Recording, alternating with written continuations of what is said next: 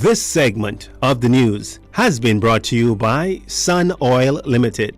Welcome back. Police on Exuma are questioning a 28-year-old male of Steventon, Exuma, in connection with arson. Sometime around 3:15 a.m. last Wednesday, an adult female was at her residence in Steventon when she heard a loud explosion. As she made checks of her home and surroundings, she noticed that her daughter's vehicle, a Honda Accord, was fully engulfed in flames. Officers were able to extinguish the blaze. However, the vehicle received extensive damages. Exuma police, acting on intelligence, arrested the suspect shortly before 11 a.m.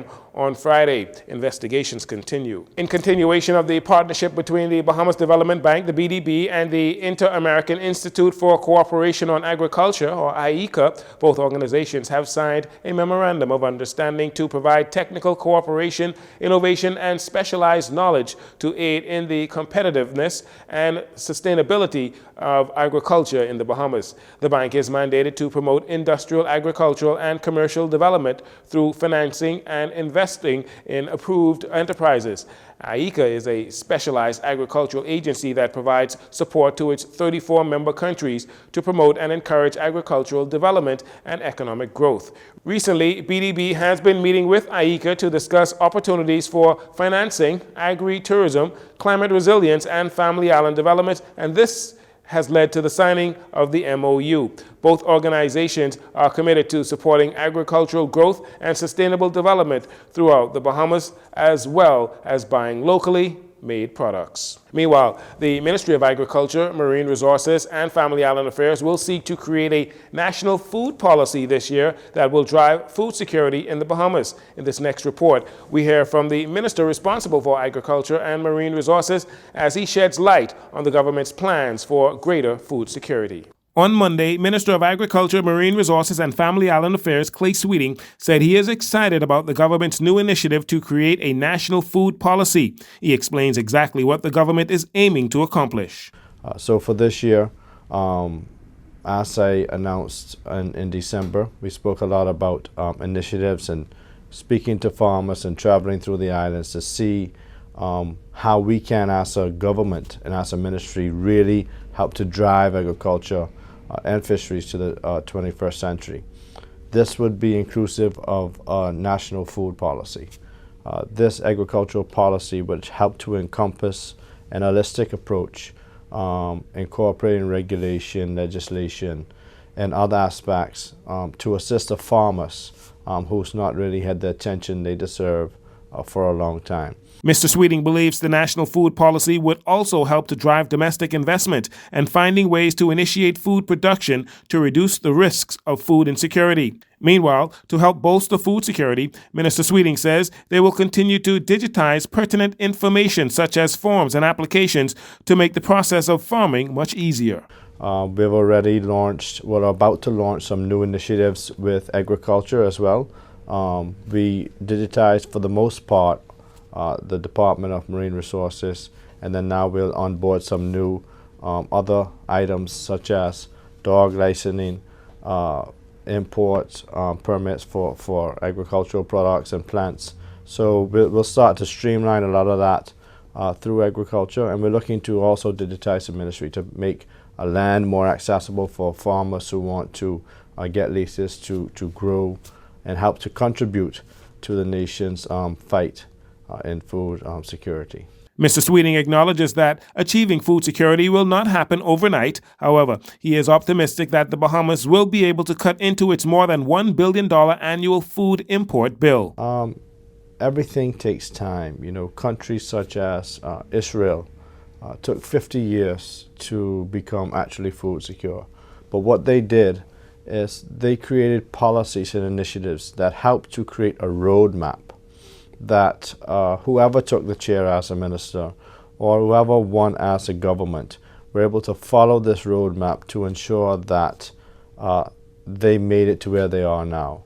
So as minister, I might not be in the chair when we are able to be more self-sustainable in regards to food production, but the legacy that we will leave at the ministry is that we've created a framework and a roadmap that successive administrations could follow The Ministry of Agriculture, Marine Resources and Family Island Affairs is also continuing with the construction of the cultivation centers in New Providence and Eleuthera. The centers, which will be duplicated on other islands, will feature food processing kitchens, fish and farm stores, and a produce exchange. The public service is going for a complete overhaul with so many needed improvements in the pipeline. State Minister for Public Service Pierre Glover Roll revealing to reporters that the ministry is rebranding and going digital, all in an effort to improve its operational efficiency. Last year our symposium was entitled Transformation and Reimagination of the Public Service,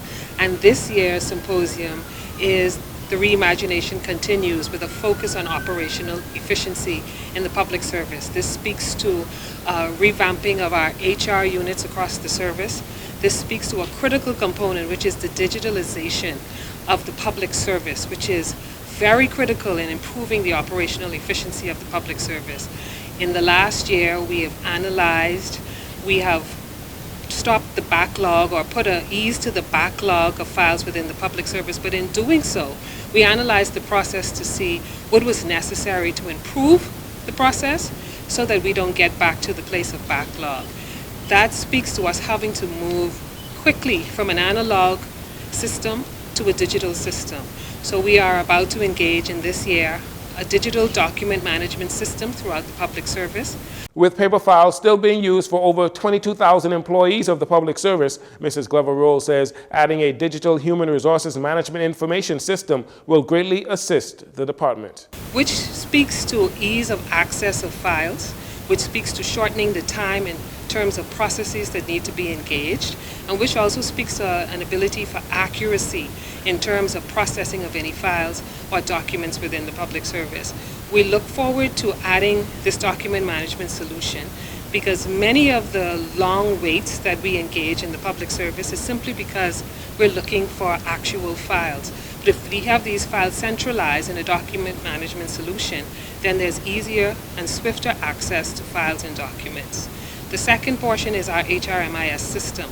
When we hear about promotional backlogs, confirmations, reclassifications that have to be engaged, we now will have a system where we're able to have a digital check and balance in regards to ensuring that we keep on top of all of the needs of our employees, and no public servant can fall through the proverbial cracks anymore.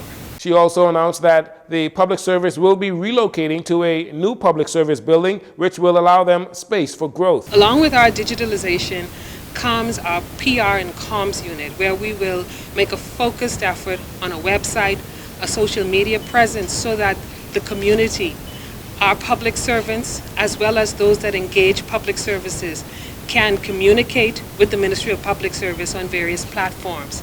We will also look at the implementation of a virtual call center, and in doing so, we will be rebranding with the unveiling today of a new logo for the Ministry of Public Service. Minister Glover Roll says as the nation moves forward, there is a need to ensure that the public service is keeping up. And finally, the Ministry of Health and Wellness offers condolences on the passing of veteran psychiatrist Dr. Timothy Barrett. In a statement, executives and staff at the ministry said it is with deep sadness they acknowledge his death after he passed away on Friday, January 20th, while in hospital. The statement said, as a past president of the Medical Association of the Bahamas and former chairman of the Bahamas Medical Council, Dr. Barrett was a highly respected member of the medical fraternity. In January of 2021, he assumed the post of mental health consultant at the University of the Bahamas. Again, the ministry offers sincere condolences to his family and friends, as well as those who would have come to know him through his passion to serve in the field of mental health. Meanwhile, the local sporting community is also mourning the death of Dr. Barrett, who left his mark on a number of sporting disciplines, including track and field, volleyball, and soccer. He was named to the Bahamas Sports Hall of Fame in the class of 2009, along with other sports legends like Bradley Cooper, Ed Smith, Richard the Lionheart Johnson, and former Prime Minister Perry Christie. And that'll do it for your Jcn Evening News. Once again, I'm Jcn Saunders. Thanks so much for joining us. This segment of the news has been brought to you by Sun Oil Limited.